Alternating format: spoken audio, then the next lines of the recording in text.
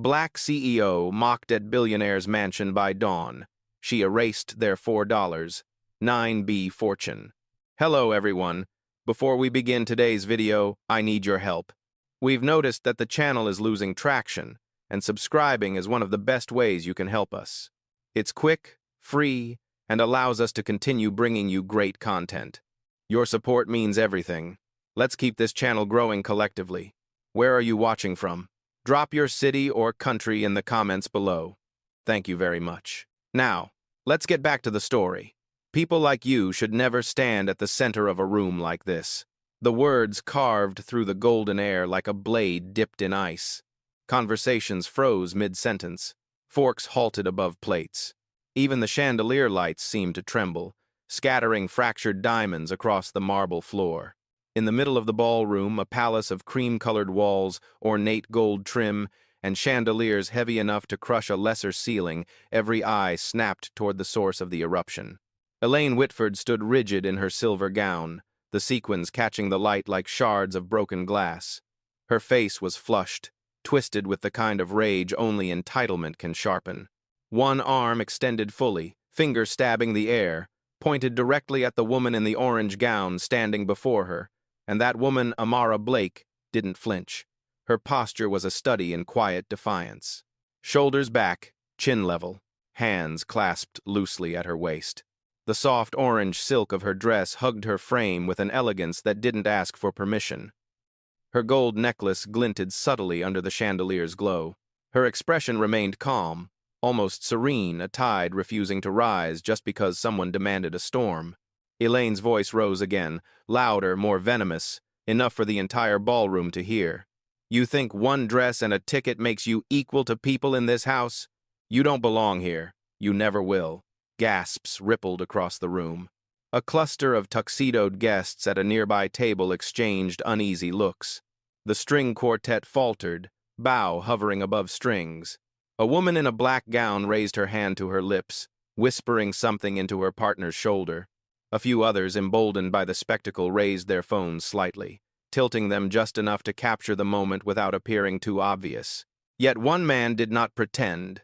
He stood a few steps behind Elaine, his sharp suit immaculate, his expression carved from stone. His eyes never left Amara.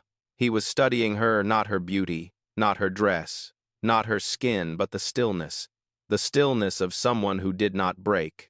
Elaine's voice cracked the silence once more. And don't you dare pull that big money act you people pretend to have. Pull the $4B now, please. You couldn't pull a chair at this table without someone's charity. Another round of gasps. A soft ripple of laughter, nervous, confused, hungry for drama. Phones rose higher now, not even subtle. Amara's eyes shifted, slowly, deliberately, to meet Elaine's finger that hovered inches from her face. The room leaned forward with her, breath suspended in a gilded cage of chandeliers and pride. A single drop of sweat clung to Elaine's temple, glistening under the light. Her anger wasn't about Amara standing here, it was about Amara standing tall. The ballroom's air tightened. Something unseen moved, a shift in temperature, a tightening of space, a subtle drop in the room's pulse. Several guests felt it. The moment right before an earthquake, when the earth still pretends to be calm, Amara finally broke the silence. Not with words. With a breath slow, steady, controlled, the kind of breath taken by someone who has survived far worse than the tantrum of a privileged stranger. She lifted her chin just a fraction, enough to reclaim the inches Elaine tried to steal. Her hands unlinked gracefully at her waist. The silk of her gown whispered as she shifted. The man in the black tuxedo behind Elaine straightened. He felt it too. This woman, the one they all assumed was a guest of a guest, was about to rearrange the architecture of this room without raising her voice. But before anything else could happen, before the next insult, before the next phone lifted, before the next heartbeat resumed, the narrator's voice slipped in, calm, cinematic, cutting through the tension like a ribbon. Before we continue, where are you watching from? Drop your city or country in the comments below. And if you believe in dignity and justice, hit like and subscribe. These stories spark change, and we're glad you're here. Now, back to Amara. Elaine inhaled sharply, ready to unleash another torrent of cruelty. But Amara moved first. Not with anger, not with fear, but with the quiet, precise motion of someone who had already decided the fate of everyone in this room. She reached slowly for the slim black device resting in her hand.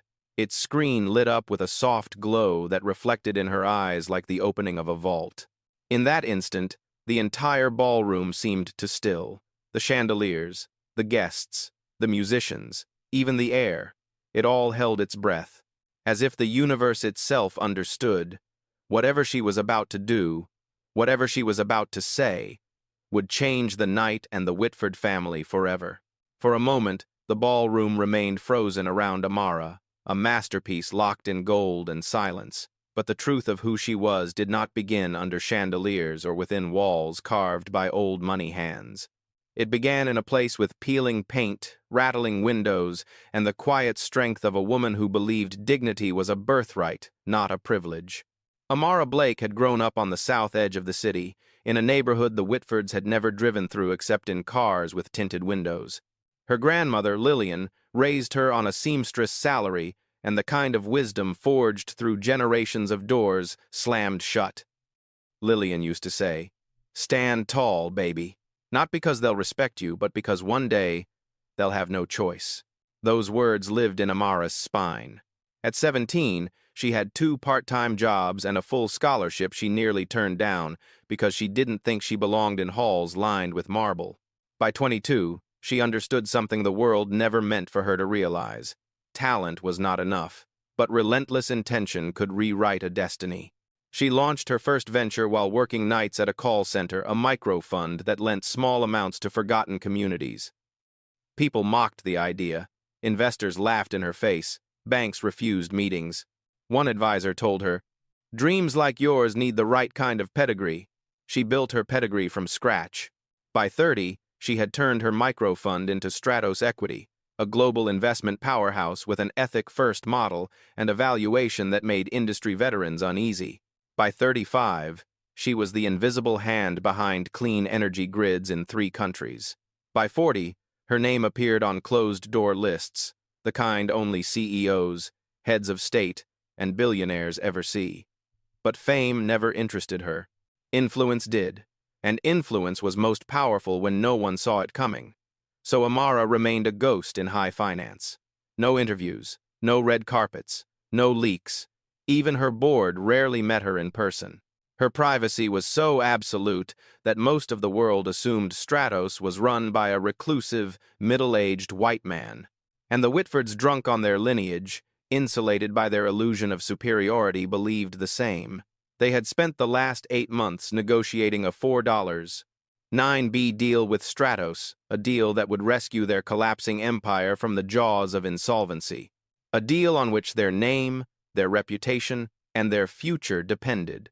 A deal that required exactly one signature, hers. Yet tonight, surrounded by cutlery polished like mirrors and guests dripping in inherited confidence, none of them recognized the woman they were insulting. Not Elaine, who had built her persona on belittling others. Not Marcus, who believed he could read any room except this one. Not the board members, donors, or socialites who whispered behind the rims of their champagne glasses. To them, Amara was just another guest. To themselves, they were untouchable. But beneath the ballroom's glow, beneath the laughter and the arrogance, a different truth rested quietly in Amara's eyes.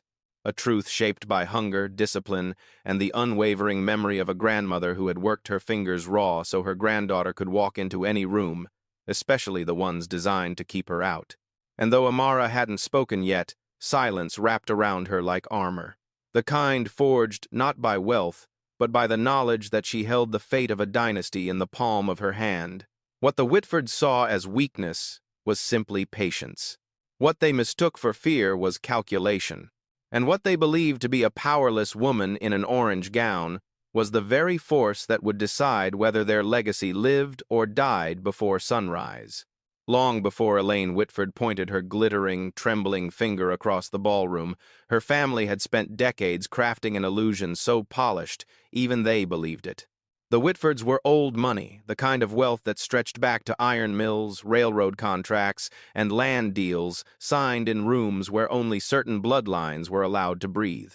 Their last name was stitched into museum wings, engraved on marble fountains, whispered reverently in private schools that smelled like cedar and legacy. But illusions crack long before they shatter. Beneath the chandeliers and curated elegance of tonight's gala, the Whitford empire was buckling under the weight of its own decay. Their holdings, once vast and untouchable, had been bleeding quietly for years. Failed speculative projects, reckless expansions, loans they refinanced so many times the interest had become a living, breathing predator inching closer each month. And at the helm of this gilded ship taking on water was Marcus Whitford, the man who now stood rigid behind Elaine, jaw locked, eyes colder than the marble beneath his shoes. Marcus had inherited the position of CFO not because of skill, but because in families like this, competence was optional, and birthright was everything. His resume sparkled with jobs he didn't earn, promotions he never fought for, and accolades written by people paid handsomely to exaggerate. But numbers don't bend for entitlement, and they certainly hadn't bent for Marcus. He had spent the last 2 years hiding the truth from his board, from his mother, from the donors now watching the scene unfold in horrified silence. Whitford Holdings was drowning, and the only life raft left was the $4.9b deal with Stratos Equity. A deal Head believed he was just days away from securing. A deal that would erase the debts Head been burying under layers of creative accounting. A deal that would protect their wealth, their image, their name. And it all depended on a single signature from a CEO he assumed would never look like Amara Blake. Then there was Elaine. If Marcus was the quiet arrogance of inherited privilege, Elaine was the raging river of it, volatile, entitled, dangerous in her ignorance. She didn't manage businesses, she managed people. She knew how to wield humiliation like a weapon, sculpting her words to draw blood while sipping champagne. Her power existed not in competence, but in the fear she could provoke. She had never known a world where she wasn't obeyed, and that was precisely why she couldn't recognize a threat, even when it stood inches away. To the rest of the room, Elaine's insults were shocking. To those who knew her, they were routine. Behind closed doors, she spoke to staff, vendors, even her own siblings with the same acidic tone she now hurled at Amara. It wasn't just prejudice, though, that poison ran deep. It was a worldview, hierarchy, enforced through cruelty. Her father, Charles Whitford, the patriarch of the family, watched from his corner of the ballroom, a glass of aged scotch trembling slightly in his grip. His once sharp eyes scanned the unfolding scene, and for the first time in years, fear touched his expression. He knew how fragile the family's position truly was. He knew the stakes of tonight. And though Head allowed Elaine's cruelty to run unchecked for decades, a cold realization trickled through him now. She might have just doomed them. The guests sensed something, even if they didn't yet grasp its magnitude. Whispers wove through the corners of the room like thin smoke. They could feel tension coiling, a storm forming not in the sky but at the center of their glittering world.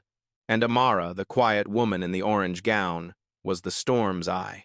The Whitfords had spent their lives believing they owned every room they walked into. Tonight, for the first time, they were about to learn what it felt like to stand in one they did not control. And the crack in their empire, invisible at first, had already begun to split. The ballroom had gone so still it felt like a painting, a frozen tableau of champagne flutes, glittering gowns, and faces suspended between shock and fascination.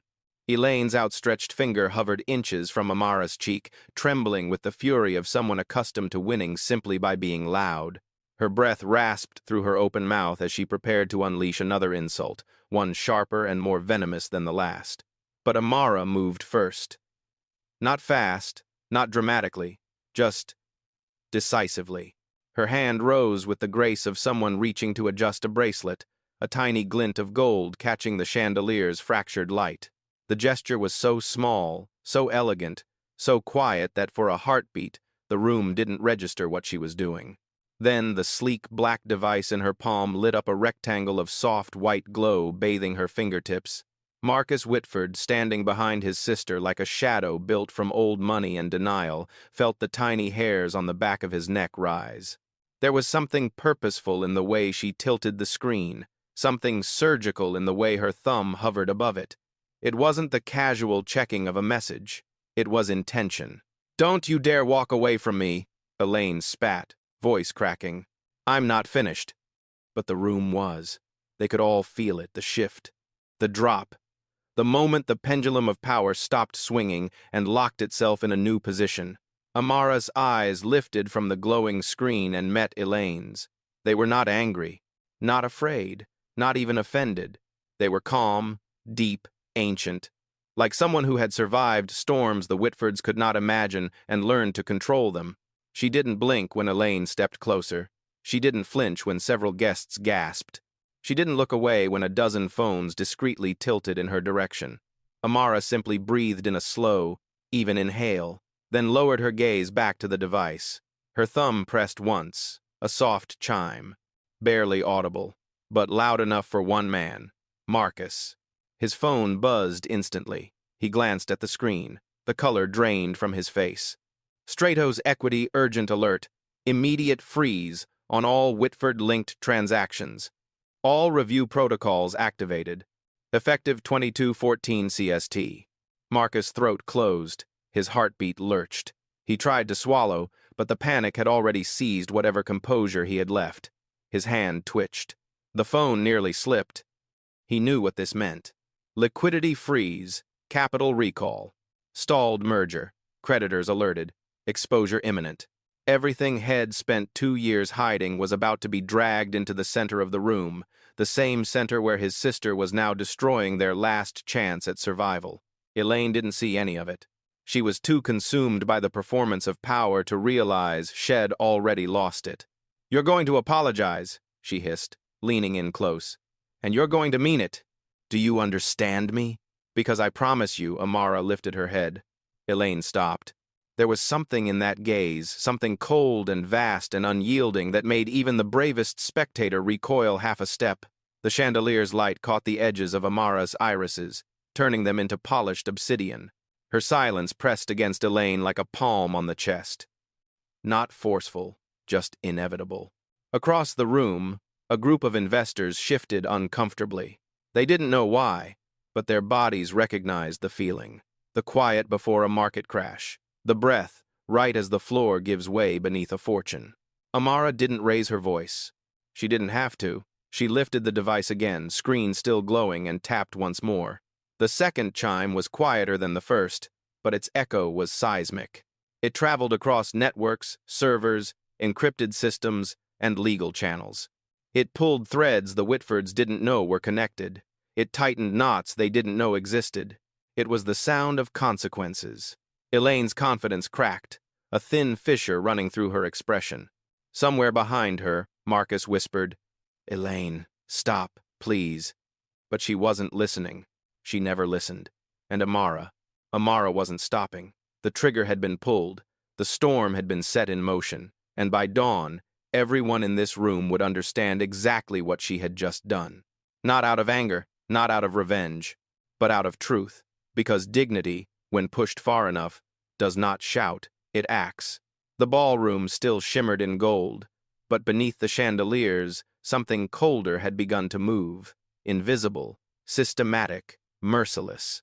The kind of machinery only a handful of powerful people in the world ever felt, and even fewer controlled. Tonight, Amara controlled all of it. Her second tap had barely faded when, 3 floors below the gala, in a secured operations room guarded by biometric locks, an alert blazed across a wall of curved monitors. Strato's priority directive, freeze Whitford Holdings level Omega. The room erupted into motion. Analysts snapped upright. Legal teams activated encrypted channels. Servers hummed with sudden purpose. Firewalls shifted like living creatures rearranging armor. It looked less like a business operation and more like a covert strike team mobilizing. One analyst murmured, "If Omega is active, she's here," another whispered. Someone really angered her tonight. Upstairs, unaware of the growing tremors, the Whitford guests resumed their nervous chatter. But beneath their feet, Stratos Equity was dismantling an empire with the precision of a surgeon removing a tumor clean, calculated, irreversible. The first blow struck the Whitfords' main liquidity channels. Within seconds, Three of their international accounts locked simultaneously, freezing millions mid-transfer. The bank manager overseeing the accounts tried to override the block, but the system denied him with a red banner. Strato's emergency authority stand down. He stared, stunned. This kind of override required one person, her. The second blow hit their investment arm. Asset managers at Whitford Capital received synchronized alerts, each one stamped with Stratos credentials. Their stock reserves, shares they had leaned on as collateral, were abruptly flagged for risk review. Trading halted. Brokers panicked. Notifications detonated across their devices like fireworks. Marcus felt every blast in his pocket. His phone buzzed again 3 times in rapid succession.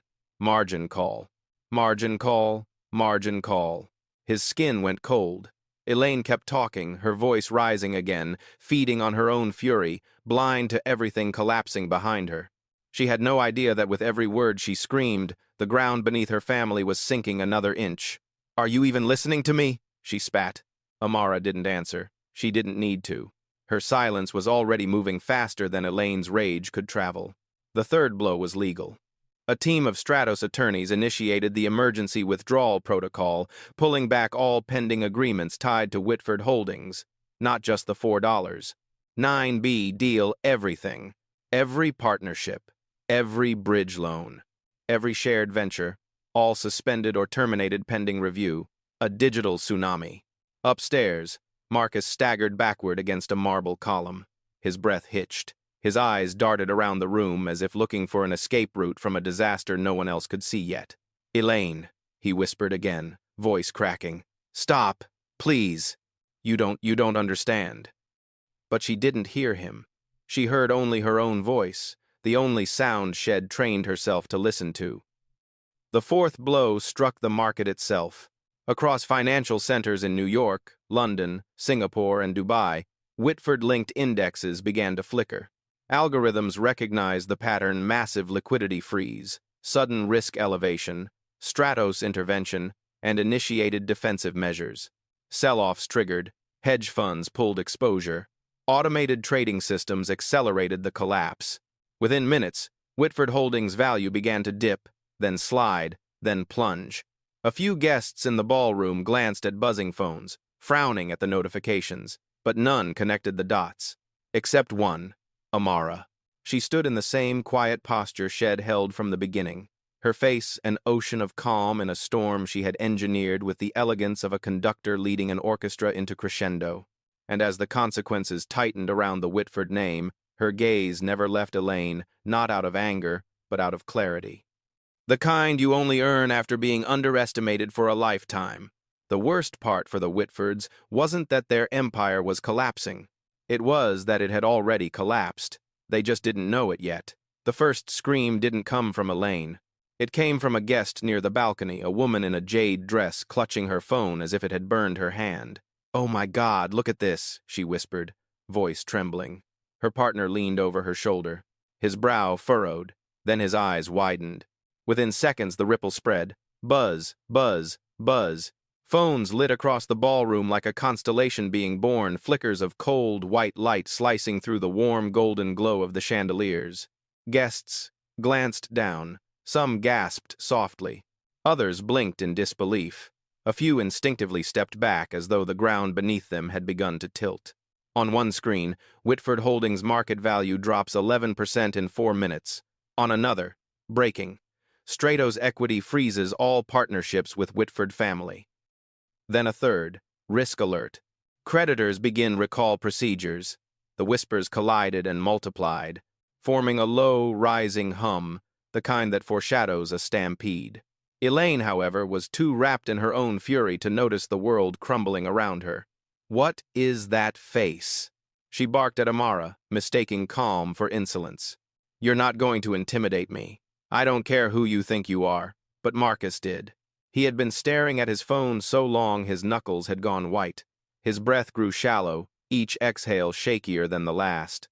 No, this isn't right," he muttered, the edges of panic tearing through his controlled facade. He checked another notification, then another, then another. Every update was worse than the last. 27% drop, foreign markets suspend trading Whitford, bond ratings under review board, requesting emergency meeting. The room began to fracture. Guests stepped away from conversations mid-sentence. A waiter holding a silver tray of champagne flutes stopped so abruptly that one glass slipped and shattered on the marble floor. The crack echoed like a gunshot. Heads snapped toward the sound. Even Elaine paused, if only for a heartbeat startled by the shift in atmosphere. Charles Whitford, the patriarch, pushed through the crowd with the urgency of a man running toward a burning building. His scotch sloshed over the rim as he grabbed Marcus by the arm. "What's happening?" he demanded. Marcus' lips trembled. His reply came out as a dry whisper. Stratos pulled everything. Charles froze. His breath hitched.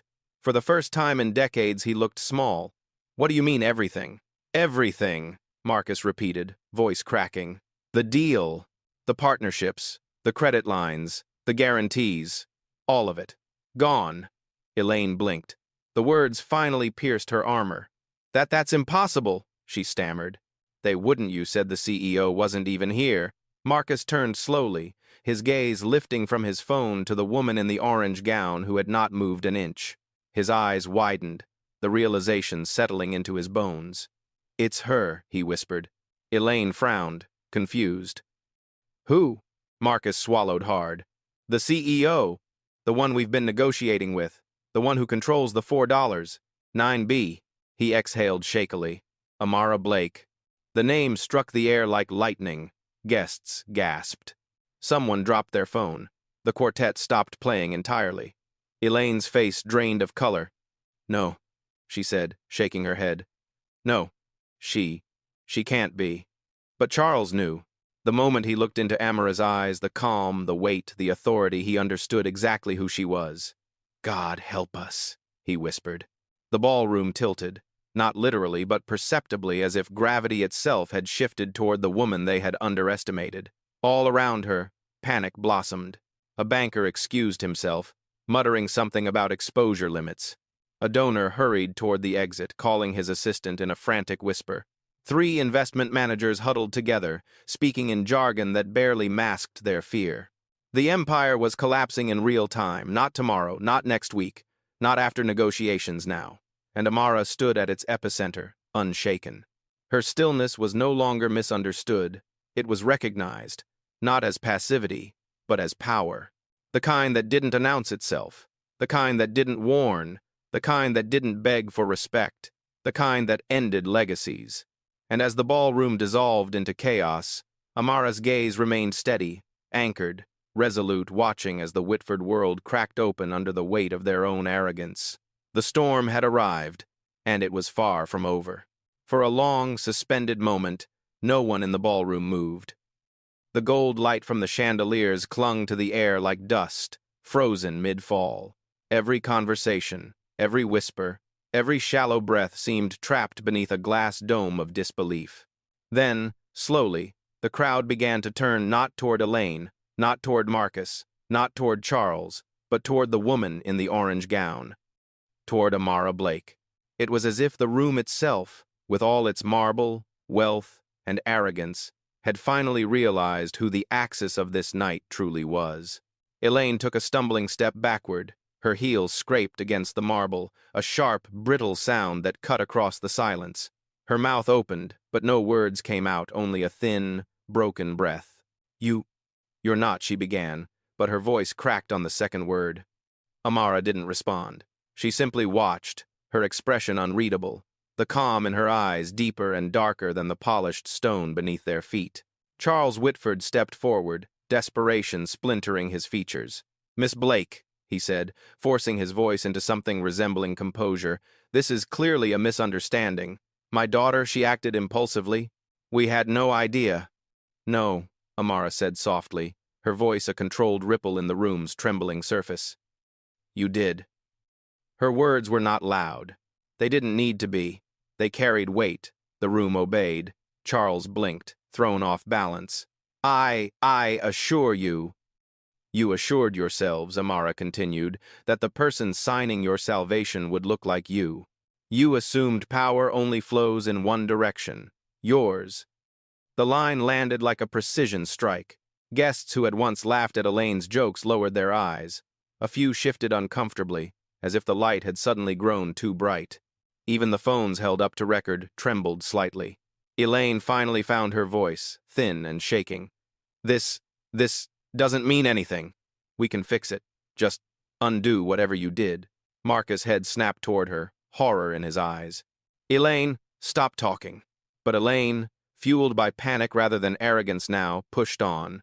You can't just walk in here, dressed like that, and destroy a legacy built over generations. You can't legacy? Amara repeated, tilting her head. Is that what you call it? Elaine swallowed hard, but pride refused to let her fall silent. You don't understand what this family represents. I understand perfectly, Amara said. Her gaze slid from Elaine to Marcus, to Charles, then to the guests clustered like statues around them.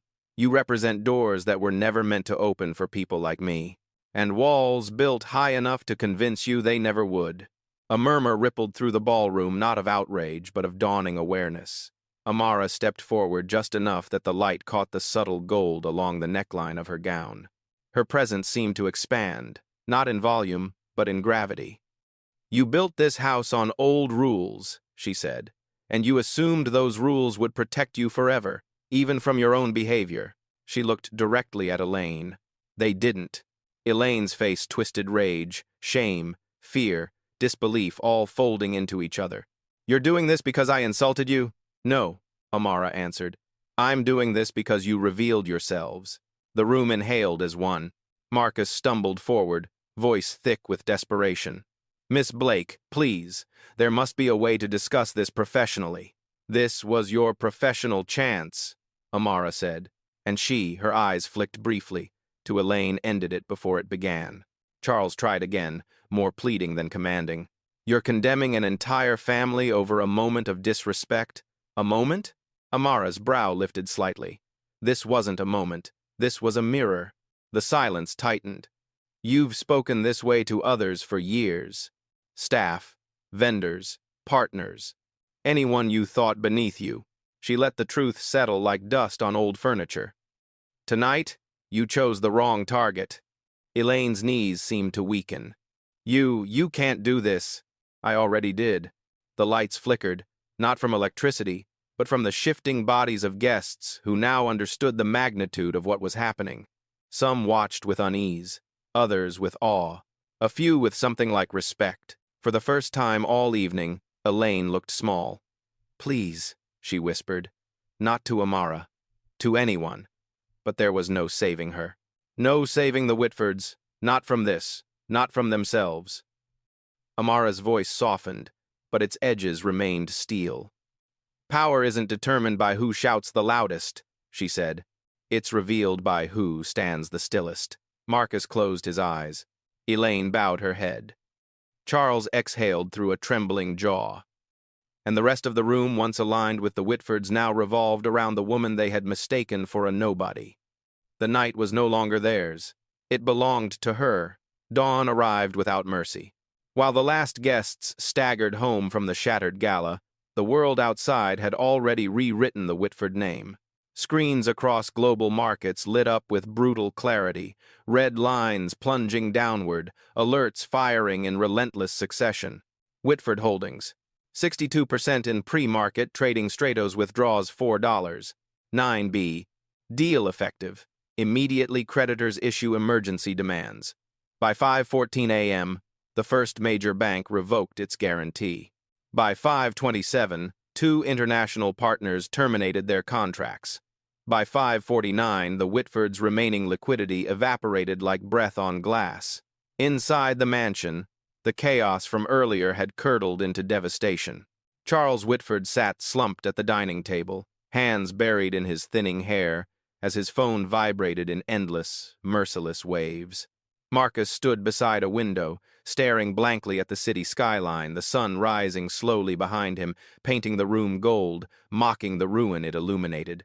Elaine, still in her silver gown, slid down the marble column, mascara bleeding into trembling hands. "This can't be real," she whispered. This can't be happening." But it was.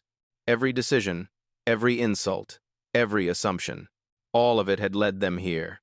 And as the Whitfords drowned in the consequences of their own arrogance, Amara Blake stepped quietly into the morning light outside the estate. No press, no escort, no victory speech. Just a woman walking forward while an empire collapsed behind her, not with noise, but with truth. The sun climbed higher, warm and indifferent, washing the Whitford estate in a glow it no longer deserved. Trucks from financial auditors rolled through the front gates before breakfast. By noon, reporters gathered outside the mansion like crows, sensing the final breath of something once powerful. But Amara Blake was long gone. She spent the morning exactly where her grandmother would have wanted, in a quiet community center across town, signing the launch documents for the Lillian Blake Scholarship Fund, a program designed to open doors for students who had grown up believing those doors were never meant for them. The staff greeted her with warmth, not fear, the kind of respect that didn't need titles. Meanwhile, in the mansion she left behind, the Whitfords faced the truth the world had always known, but they had never accepted. Arrogance is fragile. Legacy is earned, not inherited. And dignity, once dismissed, returns with a sharper edge than wealth ever could. As Amara stepped back into the sunlight, the air felt lighter, not because an empire had fallen, but because something cleaner had taken its place. Power, she knew, was never the loudest voice in the room. It was the quiet one that ended the conversation.